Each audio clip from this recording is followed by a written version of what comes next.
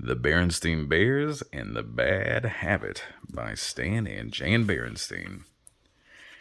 When cubs start to twitch or to scratch or to nibble, what they need is some help, not a lecture or quibble. Sister Bear, who lived with her mama, papa, and brother in the big tree house down a sunny dirt road deep in bear country, had been going to school for quite a while. First, there had been nursery school, which was pure fun, playing with dolls and blocks, rolling clay snakes, and scribbling with crayons. Next had come kindergarten. That was fun, too. There were marching games and rhythm band. She also learned a lot of numbers in kindergarten, and most of the alphabet. Now, Sister was in first grade. Regular school was different. It was still fun, and she liked Teacher Jane very much, but it wasn't all fun. There was quite a lot of work spelling, number problems, all kinds of things. In regular school, you have to concentrate, and sometimes when you concentrate, you form little nervous habits. That's what happened to some of the cubs in Teacher Jane's class. Lizzie twirled her fur, twirl, twirl, twirl. Freddie scratched his head, scratch, scratch, scratch. Norman sucked his thumb, suck, suck, suck. And Sister nibbled her nails, nibble, nibble, nibble, nibble. Before she knew it, she had nibbled them down to nubbins. In fact, she nibbled them down so far that some of her fingers were getting sore. "Oh dear," said Mama Bear to Sister when the cubs got home from school one day. "You've nibbled your nails down to nubbins. In fact, you've nibbled them clean off. How did it happen?" "I'm not exactly sure, Mama," Sister said, "but some of them are getting sore." Said Mama. "Well, here's what we'll do. We'll put a little medicine on the sore ones and bits of adhesive tape on all of them. That will remind you not to nibble and will give them a chance to grow back." The bits of tape helped Sister remember not to nibble, but they also got in the way when she tried to do certain things.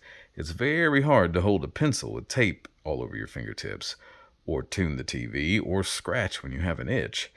And when Sister tried to play jacks, she couldn't get any higher than twosies. But worst of all, the bits of tape told the whole world that Sister Bear was a nail biter. The next morning, when Sister lined up for school, Lizzie Bruin and some others began pointing and teasing. "Sister nibbles her nails, Sister nibbles her nails." It didn't take Sister long to decide to pull off those bits of tape. And without the tape, she forgot to remember not to nibble. She forgot during school, she forgot on the bus, she even forgot as she and Brother climbed off the bus. "You're gonna have to cut that out, sis," said Brother, "or you'll get to be a regular full-time nail biter." "I'm afraid your brother's right," said Mama, who was organizing the wheelbarrow for some garden work. "I don't mean to nag, but nail biting is a very difficult habit to break." "Habit?" asked Sister, making fists so that her nubby, nibbled-off nails wouldn't show. "What's a habit?" "That's a good question," said Mama. "Come along while I plant these tulip bulbs Grizzly Grand sent over, and we'll talk about it." "A habit," Mama said as she pushed the wheelbarrow along the well-worn path, "is something you do so often you don't even have to think about it. Habits are a very important part of our lives, and most of them are good, like brushing your teeth and combing your fur when you get up in the morning and looking both ways before you cross a road. But some habits aren't so good." "Like nail biting?" asked Sister. "Well, you would like to have your nails grow back, wouldn't you?" was Mama's answer. "Oh, yes," said Sister, "but I keep forgetting. Why is it so hard to remember?"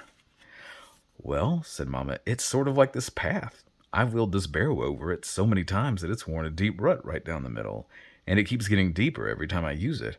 Why, it's so deep now that I can't get out of it without a little help. That's the way it is with a bad habit. The more you use it, the harder it is to get out of it. Here, this is where I want to plant the bulbs." "Well, what about my nail biting habit?" asked Sister as she helped Mama out of the deep rut. "How am I going to get out of it?"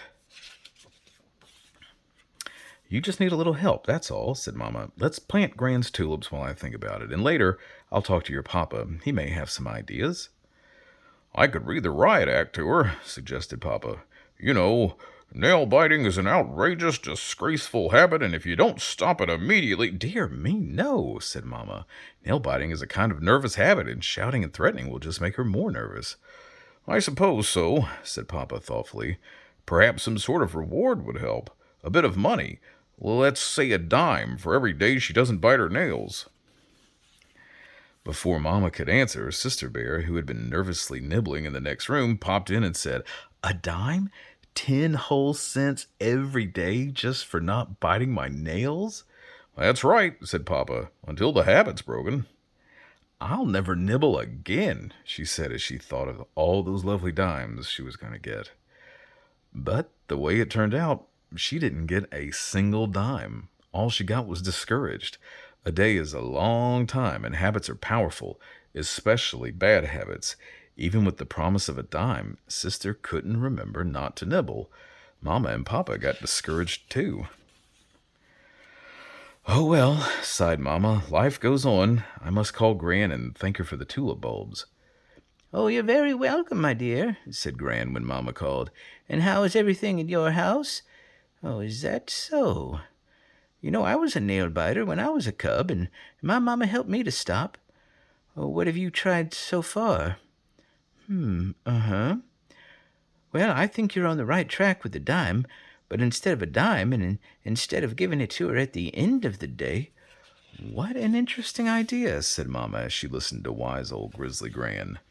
So they tried Gran's idea. Instead of a dime at the end of each day, they gave Sister 10 pennies, one for each nail at the beginning of each day.